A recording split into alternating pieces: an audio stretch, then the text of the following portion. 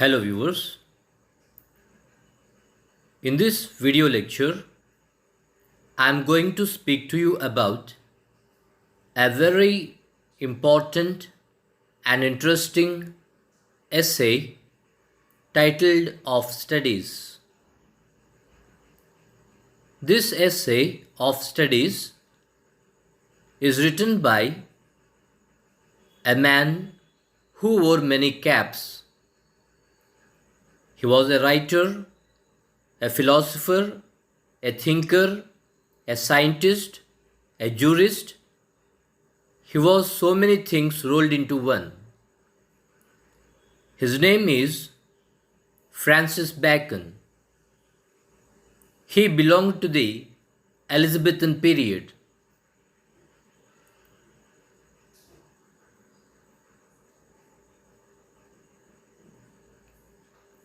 Like I just now said, Francis Bacon was a versatile genius. He was born in 1561 in England and he died in the year 1626. And Francis Bacon was a genius and he was the first person to write essays in English. Until Francis Bacon wrote the essays, there was no essay written in English. Essays were written in French, but the credit for introducing the form into English goes to a great man called Francis Bacon. You might be knowing what an essay is. An essay is a small piece of writing on a particular topic. One interesting thing about the form called essay is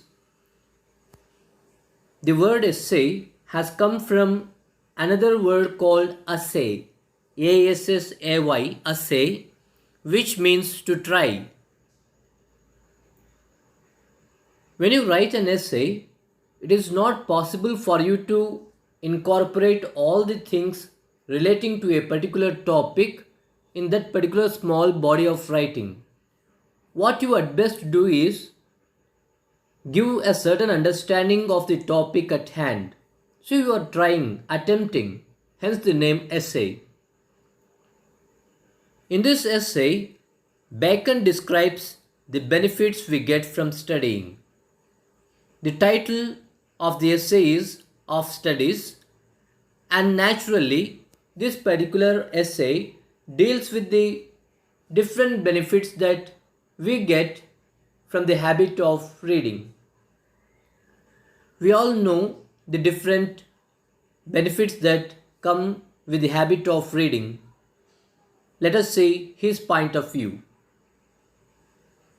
According to Francis Bacon, study gives us different benefits. They are: number 1 is delight, number 2 is ornament, number 3 is judgment. We study for delight. By delight we mean passing our time. When you are left alone on a bus or a train or a flight, the best thing that comes to your rescue is a book. A book is a good friend, right? So you can fill your time with the help of a good book. That is what he is saying here. Study for delight means study for filling our leisure time. Secondly, study for ornament. Ornament means decoration. When you study and gain knowledge, people recognize your value. They give respect to your opinions and they hold you in high esteem. That is what Francis Bacon means when he says study for ornament. Thirdly, study for judgment. When he says study for judgment, What he means is, by having read quite a number of books, our knowledge horizons, they get enlarged. We get knowledge pertaining to so many different things, and all this knowledge will give us the capability to take decisions quickly and correctly. This is what he means by study for judgment. Our decision making capacity increases. At the same time, he gives us a word of caution also. By reading, we can pass our time. By reading, we can enlarge our knowledge and we can impress people. And by reading, we can gain intelligence and take timely decisions. But at the same time, if you get into the habit of reading quite too much, if your reading habit goes beyond a certain limit, you become quite lazy. That is to say that just like any good medicine which has got benefits and at the same time quite a few side effects also, so is the habit of reading. The habit of reading is a very good habit. It helps us pass our time. It helps us emerge as valuable people. It helps us take timely decisions. But at the same time, it must not exceed its limits. If we start reading for delight, and if it is quite too much, we automatically become lazy. Second one, this is the second side effect of reading. Reading too much for ornament is affectation. It is okay. It is okay to read and use it as an ornament. There is no great harm if you use your knowledge of English, of computers, or any other subject to impress people. But at the same time, there must be a limit to it. Otherwise, people will get a negative idea of us. They may feel that we are making a wrong use of our knowledge. Here is the third side effect of reading too much. You read a lot and all your judgment, all your decisions are based on what you have read in different books. What happens then is people look at you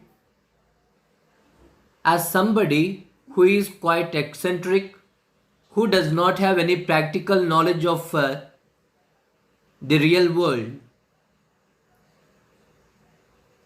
Reading and taking timely decisions based on the knowledge derived from books is not a harmful thing, but at the same time, you cannot look for answers for the practical problems that we encounter in life in different books that we read.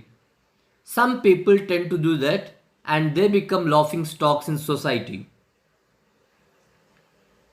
So, what must be the real purpose of reading then? He answers this particular question. He says that don't read just in order to pick up arguments with others. Don't read just to believe whatever you read. So, whenever you read something, you read to weigh and consider. You pay attention to what you are reading, but at the same time, the final decision must be yours. You have to analyze rather than blindly believing whatever is there in the printed page. You have to apply your mind and take a correct decision whether it is correct or not. And this is a very famous quotation that we find in this particular essay. Some books are to be tasted, others to be swallowed, and some few to be chewed and digested. What is meant by this popular quotation is there are books and books. A whole lot of books are there. So, some books are to be tasted. That is, it is enough if you have a cursory look through a particular book. If you just skim through a particular book. And there are such other books which have to be swallowed. They have to be read but not so attentively. The first type of books, they need not be paid much attention. It is just enough to go through them casually. The second type of books need to be paid some attention, whereas there are certain other books, the third type of books, which have to be chewed and digested. So reading is a good habit, no doubt, but it is not humanly possible to read all the books that are there. So what to do? Some books you just have a cursory glance through. Second, you read them but not so attentively. There are quite a few very important books which have to be read from wrapper to wrapper, paying 100% attention. That is what he says here. And he goes on to say that some books can be read by deputy. That is, rather than you going through all the book, you can delegate that particular work to some other person. He will do all the reading, he will make notes, and he passes on the notes to you. And it is enough for you to just go through that particular notes prepared by your friend or assistant. By this particular method, you are saving a lot of time. So these are different techniques that we can apply while we are preparing for different exams or competitive exams or interviews or whatever. We have to just go through quite a few books, pay some attention to some other books, and 100% attention to a very few important ones. And then finally he says, he compares between reading, writing, and conferencing. Reading, he says, makes a full man, conferencing a ready man, and writing an exact man. So if you do not have the habit of writing, you must have a very good memory. If you do not have the habit of discussing things with others, you must have a very good wit, that is sense of humor. And if you do not have the habit of reading, you must have the cunningness to make people believe things which you really do not know. So these are some of the very important points that he gives us in the course of this particular essay. The essay itself is quite interesting. Okay, thanks for watching. Subscribe to my channel for more videos on poems and prose passages prescribed for first year and second year intermediate as well as degree classes. Thank you for watching. Thank you.